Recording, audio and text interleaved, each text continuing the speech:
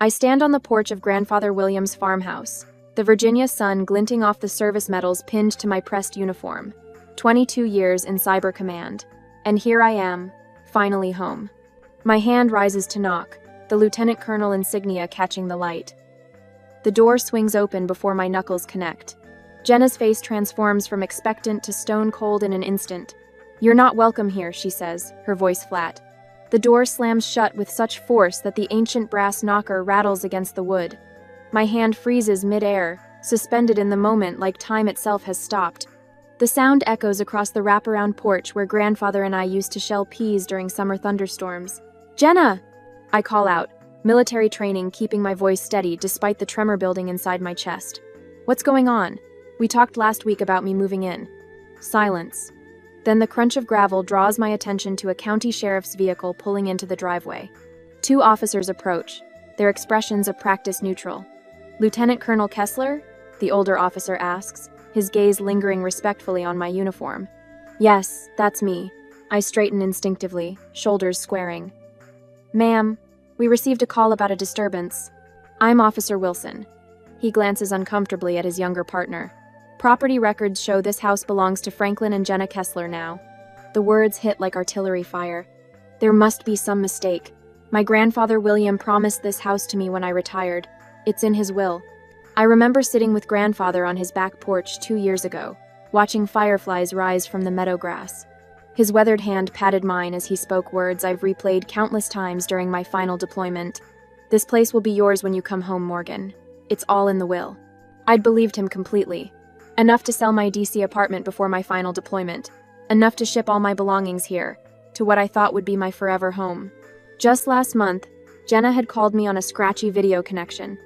"We're making some updates to the house," she'd said, eyes shifting away from the camera when I asked about the details. No mention of our father's return. No hint that everything had changed.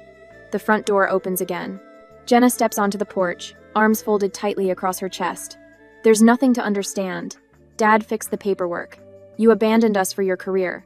I reach into my uniform pocket and remove my military ID and discharge papers, holding them out to Officer Wilson. My hands don't shake. They never do, not even under fire. "I just need to understand what's happened to my grandfather's will." I say, the words precise and measured. "Your grandfather's will became irrelevant when you chose the military over your family obligations," Jenna spits. I feel my spine straighten further, chin lifting slightly. "I'll be looking into this," I reply, voice level despite the hurricane building behind my ribs. A shadow darkens the doorway behind Jenna. Our father, Franklin, steps onto the porch. His face is granite, unchanged by the years except for deeper lines around his mouth. "You chose the military over family," he says, each word a calculated strike. "You don't get to claim family property." Officer Wilson clears his throat. "Ma'am, I'm afraid without clear documentation we can't help you today. You'll need to take this up through proper legal channels." Reality crashes down. I have nowhere to go. My belongings are in transit. My military career officially ended yesterday. 22 years of service, and I'm standing on the wrong side of a locked door. "Understood," I say, falling back on the only language that never fails me: military protocol. I walk back to my car with measured steps. Pulling across the street, I park under the massive oak tree where Grandfather taught me to identify birdsong. From here, I can see the entire property. I take out a small notebook and begin documenting every detail: license plates, times, movements. If there's one thing the military taught me, it's how to gather intelligence before engaging the enemy, even when the enemy is your own blood. But I will stand on my feet. I will not allow them to crush Jenna down.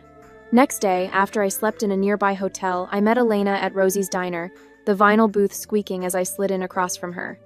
24 hours since I stood on that porch, and the uniform is tucked away now. I've traded Lieutenant Colonel insignia for civilian clothes that still feel foreign against my skin. "Thanks for making time," I say, my voice steadier than the tremor in my hands. Elena Park hasn't changed much since our college days, still direct, still brilliant. Her legal pad sits beside her coffee, already filled with notes. "Morgan," she says, pulling out her tablet. "I found something you need to see." The waitress refills our cups. Steam rises between us like a fragile barrier soon to be shattered. Property records show the house transferred 4 months ago. Elena's finger slides across the screen. To a company called Maple Rock Ventures LLC. I lean forward. That's not possible. I was deployed. With your signature on the transfer. My coffee cup clatters against the saucer. Dark liquid sloshing over the rim. The signature on the screen is unmistakable, the distinctive way I cross my T's. The slight angle of the M. That's not my signature.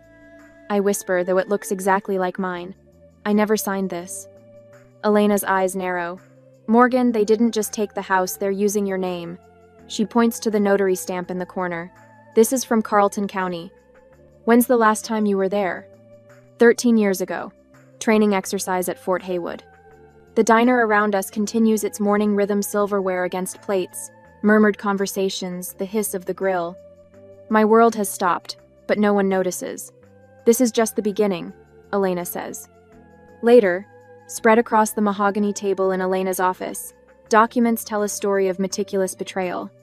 I sit rigid in military posture while Elena stands, moving between papers like plotting troop movements on a battlefield map. Forged notary stamps on multiple documents, she says, placing them in a neat row. And here the original will mysteriously transferred to a different county clerk's office. I examine the papers. My grandfather's original will had clearly left the farmhouse to me. The amended version now favors Franklin and Jenna. The transfer happened during your last deployment. Elena continues. The digital trail shows someone accessing your personal accounts from a Defense Department server. My knuckles whiten against the edge of the table. My father works for the Defense Department. He knows how to manipulate systems. Elena nods, placing another document before me. This isn't just fraud, it's identity theft at a sophisticated level. Your signature is on documents you never saw. The room feels suddenly cold.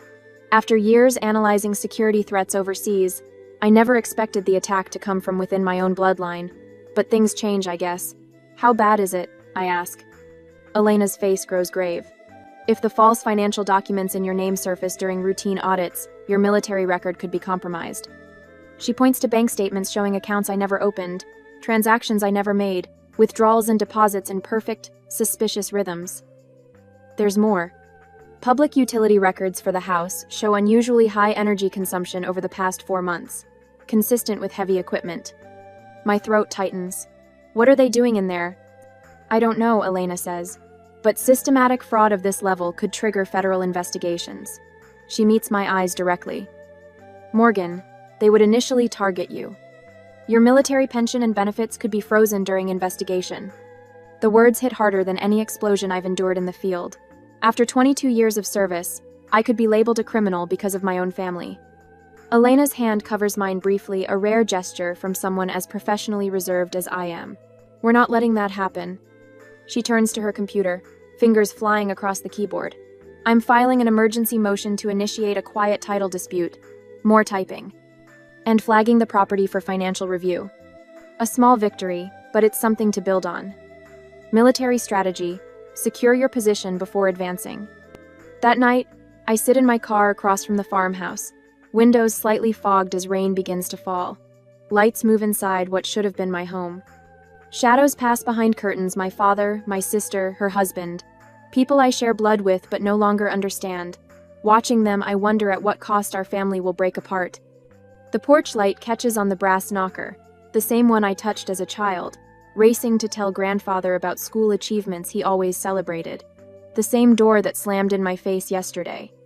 As I watch, a van pulls into the driveway, its lights off before it fully stops. 2 men unload something into the basement entrance around back. I start the engine, military training kicking in. Maintain distance. Observe. Document. The question circles in my mind like a reconnaissance drone. Should I confront my family directly with what I've discovered, potentially giving them time to hide evidence? Or should I build my case silently, treating them as I would any cyber adversary? What would you do when the people who should protect you become the threat? The government warning lands in my inbox at 0600. Lieutenant Colonel Kessler, unauthorized shipments have been approved using your credentials. Please confirm or deny immediately. My stomach knots as I forward it to Elena. 3 days of sleeping in a hotel and now this. Not just the house, they're stealing my very identity. This pit seems bottomless all of a sudden. My former commanding officer, Colonel Walsh, calls an hour later. Morgan, we flagged suspicious activity under your name. Military-grade equipment being rerouted to private storage facilities. Her voice carries the weight of decades of service. This isn't just about retirement paperwork anymore. I understand. Thank you for the warning. Be careful. Your father still has contacts at Defense. As if summoned by her words, a property transfer notification appears on my phone. Franklin has accelerated the paperwork, leveraging connections I once thought protected this country. Now they protect only him. My phone buzzes with an unknown number. You're playing with fire. We have your military psych file. The message sits on my screen like a digital grenade. 22 years of service, and now my own psychological evaluations meant to ensure I was fit to serve weaponized against me. I forward it to Elena, documenting each escalation with military precision. Night falls as I recline my driver's seat, the closest thing to a bed I have now. The Virginia summer heat makes sleep impossible even with windows cracked. I check my dwindling bank account enough for a motel, but leaving would mean abandoning surveillance. Through my windshield the next day, I watch unmarked vans arrive well past midnight, their headlights cut through darkness as they back up to the basement entrance. My counterintelligence training kicks in. I document license plates, arrival times, departure patterns. The vans always arrive after local police patrols pass. Always leave before dawn. Yesterday should have been my retirement ceremony. I imagine the auditorium at Fort Meade, dress blues and polished brass, the commander's speech about duty and sacrifice. Instead, I'm alone in a sedan with dwindling gas, watching strangers unload cargo into what should be my home. My phone vibrates with messages from Riley and Jared, former task force colleagues concerned by my absence at the ceremony. Their worry feels like the only warmth in this cold new reality. By morning, a folded paper appears at the hotel reception desk. I scan for watchers before retrieving it, military caution now second nature in civilian clothes. Your grandfather helped me once. Meet me behind Brookhaven Lane at 11 p.m. if you want to know what's happening in that basement. Wes Doyle, USMC, 1968 to 1972. The note trembles in my steady hands. The first potential ally in this one-sided war. That night, the Brookhaven Lane borders an auto repair shop where rusted-out pickup trucks wait for resurrection. At precisely 2,300 hours, I approach the shadowed area behind the main building, wearing dark clothing and combat boots that make no sound on gravel. A figure emerges from between stacked tires. Weathered face, Vietnam-era military posture despite age-bent shoulders. Lieutenant Colonel Kessler. He doesn't extend his hand. Smart. No sudden movements in shadows. Mr. Doyle. I keep my voice low. You knew my grandfather? William pulled me out of a burning Jeep in 2063. Before Vietnam. His eyes dart toward the street. Been watching that house since he passed. William would be heartbroken to see what they're doing to his home and his name. What exactly are they doing? Those vans? Delivering sealed government crates. Your brother-in-law's company handles logistics for surplus equipment, but this ain't surplus. Wes shifts his weight. Been military long enough to recognize contraband when I see it. Something loosens in my chest. I'm not paranoid. I'm not alone. Your sister's husband unloads them himself. No witnesses, but I've been counting shipments for months. Wes pulls out a small notebook with dates, times, military precision from a different war. Thank you. My voice cracks on the words. I've spent my career protecting my country from threats. I never imagined I'd need to protect myself from my family. Wes nods, understanding in his eyes. Sometimes the enemy wears a familiar face, Colonel. My spine straightens. My jaw sets. They've declared war on my honor. I'll respond accordingly. The next morning, I make 2 calls. First to Jared Lynn, cybersecurity specialist from my last deployment. Then to Riley Trent, digital forensics expert who once traced terrorist financing through 17 shell companies. We need your expertise. I tell them, abandoning military formality for the first time. Off the books. They don't hesitate. While my blood relatives betray me, my military family rallies without question. In the military, we leave no one behind. Riley reminds me as we establish secure communication channels. I won't abandon you now. With their help, I begin building a chain of digital evidence. Jared traces the property transfers while Riley analyzes the metadata on fraudulent documents. That night, I deploy equipment borrowed from Riley. A discreet body camera records Derek Jenna's husband unloading crates bearing government markings. His movements are furtive, nervous, the confidence of criminals who believe they're untouchable. I place a digital recorder inside a ventilation shaft accessible from the exterior, capturing voices including my father saying words that chill me. If the officer finds out, cut the line. By morning, the recorder has vanished. But they're too late. The evidence is already backed up, transmitted, secured, my first counterattack complete. They thought they were targeting a retiring officer. They didn't realize they were declaring war on someone trained to fight back. In days to come, I transform Elena's office into a war room. Maps of property records, financial statements, and surveillance logs cover every inch of the worn oak surface where I once helped him shell summer peas. Elena stands beside me, her legal pad filled with neat annotations. "You're treating this like a military operation," she says, watching me arrange evidence chronologically. Because at Island, I place sticky flags on the forged documents. My family declared war on my honor. I'm responding accordingly. Most clients cry when they see evidence like this. You're cataloging it. My fingers pause over a notary stamp. 22 years of military service taught me emotions cloud tactical judgment. I'll feel everything later after we win. Jared's voice crackles through my laptop speaker. "Morgan, I've traced the shell companies. Maple Rock Ventures links directly to 5 offshore accounts, all opened with your social security number and military credentials. Can you document the digital trail?"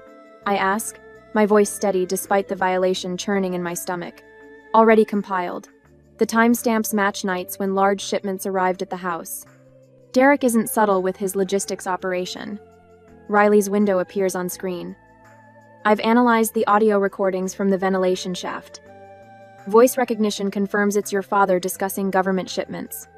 The phrase, "cut the line," appears twice, once referencing Officer Wilson. Elena's eyebrows rise. This goes beyond family fraud. These are federal crimes. And they're using my identity to commit them. I straighten my shoulders, the same way I did before high-risk deployments. What's our next move?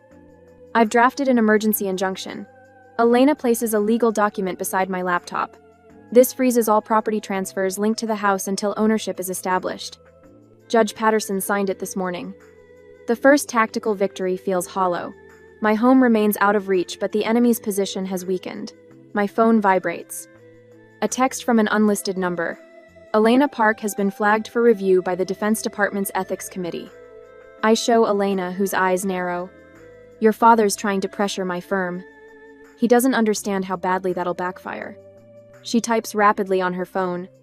"Just alerted our senior partners. Congratulations to your father, he just made your case a priority for our entire litigation team." That evening, I notice headlights following my car as I drive from Elena's office. The vehicle maintains exactly 3 car lengths behind me, military standard for surveillance. Amateur. I take 4 consecutive right turns, confirming my tale. Derek's profile is visible when he passes under a streetlight. I drive directly to the sheriff's office, park in the well-lit front lot, and document the time, license plate, and driver description. Deputy Alvarez takes my statement, adding it to our growing evidence file. When I check social media that night, I find Jenna's public post. "Heartbroken that my sister's mental issues from deployment have made her paranoid and delusional. Please pray for her recovery." I screenshot it immediately, forwarding it to Elena with a single line. "Add defamation to the charges." 2 days later, Elena calls with an unexpected proposal.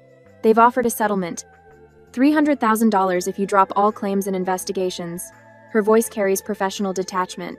It's a substantial amount, enough to purchase a comparable property elsewhere. I watch the setting sun paint my grandfather's weathered barn golden, the land he worked with his own hands after returning from Korea. The place where he taught me that honor, once lost, is nearly impossible to reclaim. When Elena suggested we could settle quietly for financial compensation, I hesitated. Should I accept a settlement that would secure my future but let them keep my grandfather's house? Or risk everything to expose their crimes completely? I let 20 seconds pass before responding. This was never about the money. Wes meets us at Elena's office the next morning, his Vietnam veteran's cap perched on his silver hair. His sworn testimony about midnight deliveries spanning 6 months provides the timeline we needed. William and I served different wars, but we shared the same values. Wes says, signing his affidavit, He'd be proud of you fighting for what's right, Morgan. Riley arrives with digital evidence showing Derek's logistics firm diverting government shipments to private storage facilities, all using my security credentials. Jared completes our tactical advantage by tracing the financial web to offshore accounts. I've documented 18 transactions using Morgan's stolen identity, all connecting back to Maple Rock Ventures. Elena reviews our consolidated evidence. This creates an airtight case connecting the forgery to a much larger scheme. She closes her laptop with a decisive click. The federal investigators are now focusing on Franklin, Jenna, and Derek rather than you, Morgan. That evening, I park across from the farmhouse, maintaining my surveillance position. Through my binoculars, I see Derek gesturing angrily at Franklin in the driveway. Their body language reveals the first cracks in their unified front shoulders rigid, fingers jabbing the air between them. Later, Jenna rushes to her car, phone pressed to her ear. With my window cracked, her panicked words drift across the quiet street. They're looking into the accounts. What do we do? I lower my binoculars and allow myself the first smile in weeks. Elena texted an hour ago we have a federal court date, and a civil enforcement officer will serve the injunction directly. The counteroffensive is working. For the first time since coming home, I can see a path to victory. On the day of the confrontation, I pull my service uniform from the hotel room closet, the fabric still perfect regardless of how many times I have worn it. The weight of the metals feels right against my chest as I button the jacket, my fingers tracing the lieutenant colonel insignia that defined my identity for so long. When I meet Elena to go to the house that was once to be mine, "Are you sure about this approach?" Elena asks, adjusting her briefcase on the passenger seat. Franklin's intermediary seemed desperate to settle. "That's exactly why we push forward," I reply, smoothing my jacket. His offer was insulting. A small payout to forget the house my grandfather promised me, while they profit from contracts using my stolen identity? A man in a cheap suit had approached me yesterday outside the diner, clearing his throat nervously. "Your father authorized me to offer a settlement," he'd said, eyes darting to his buzzing phone every few seconds. $50,000. You drop all claims, all investigations." When I hesitated, his tone hardened. "Lieutenant Colonel, your father mentioned something about potential issues with your military records. Accidental damage to files happens all the time in government databases." I almost laughed. The threat was textbook counterintelligence pressure tactics: create fear, offer minimal concession, imply worse consequences. I'd taught these techniques to junior officers. The civil enforcement officer's cruiser pulls up behind us. Officer Daniels steps out, his expression professionally neutral as he approaches with a leather portfolio tucked under his arm. "Ready when you are, Lieutenant Colonel." I nod, straightening my shoulders. "Let's proceed." We walk in formation up the gravel drive, my boots crunching with each deliberate step. The house looks different today, less like a stolen inheritance, and more like a battlefield to be reclaimed.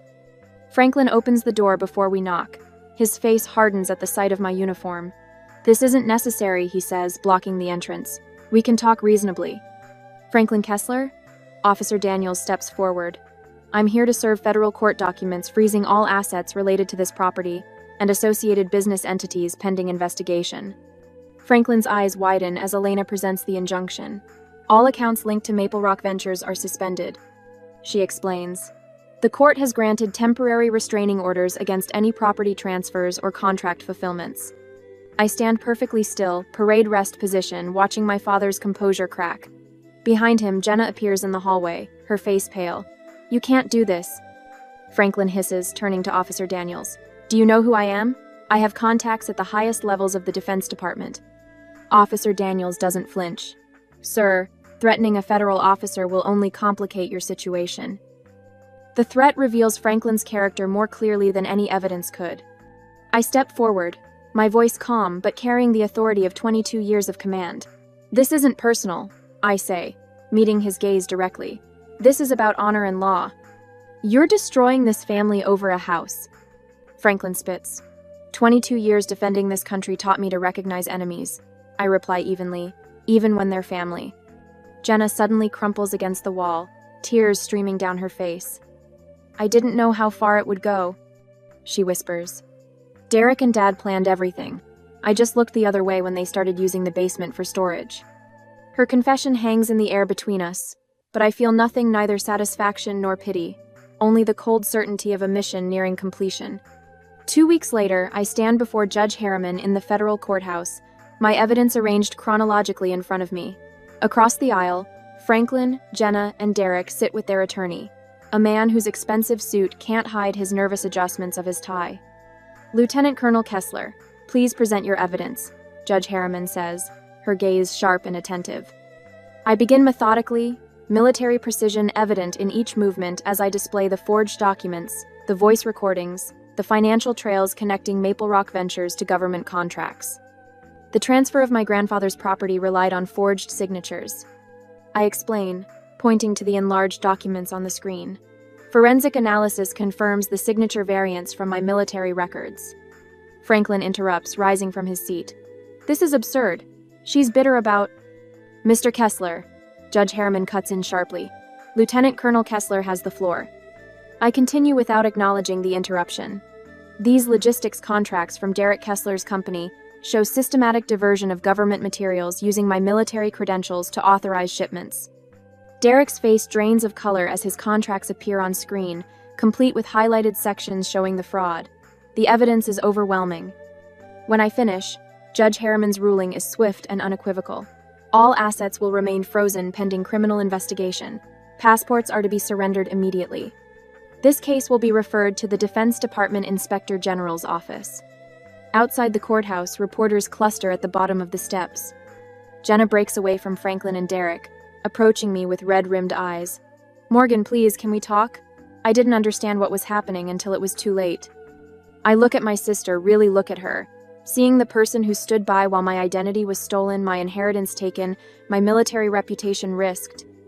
Without a word, I walk past her, my footsteps echoing on the marble steps. A reporter thrusts a microphone toward me.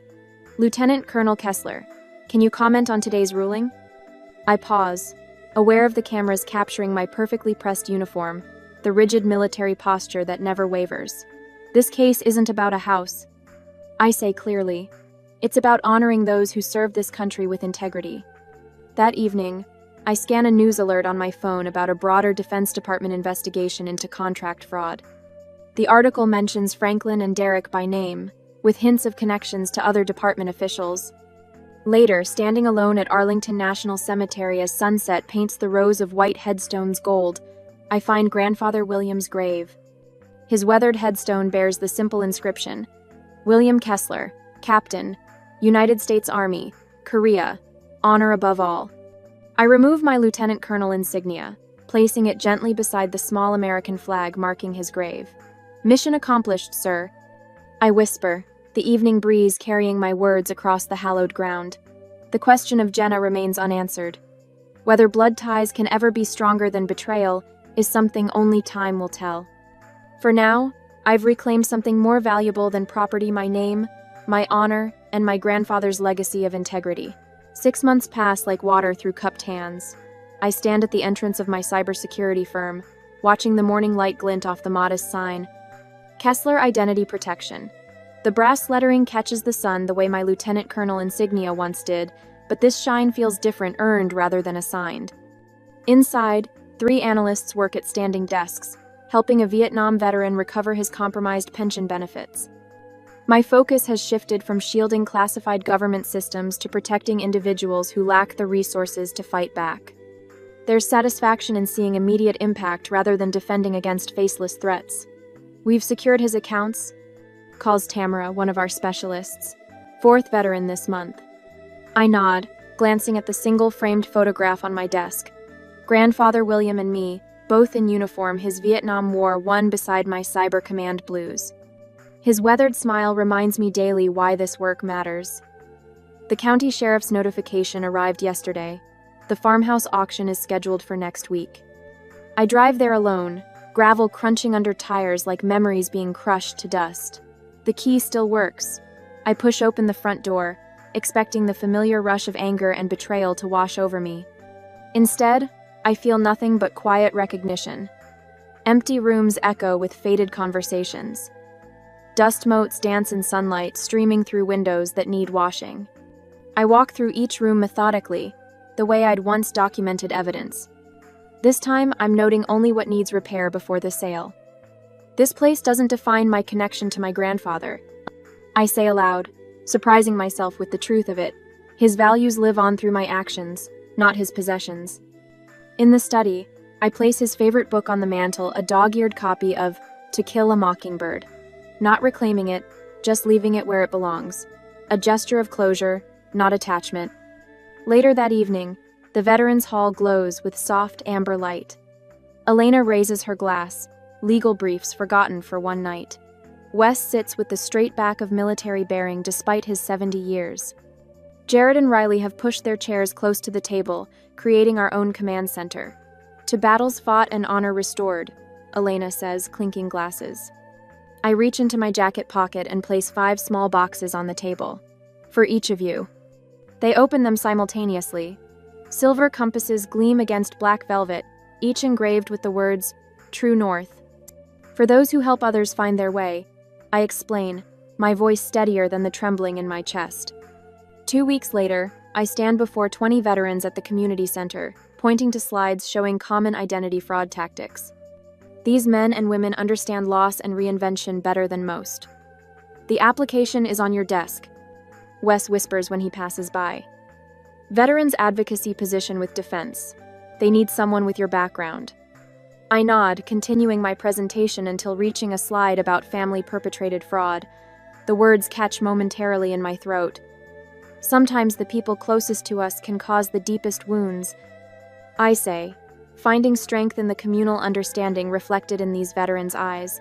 But those wounds don't define us.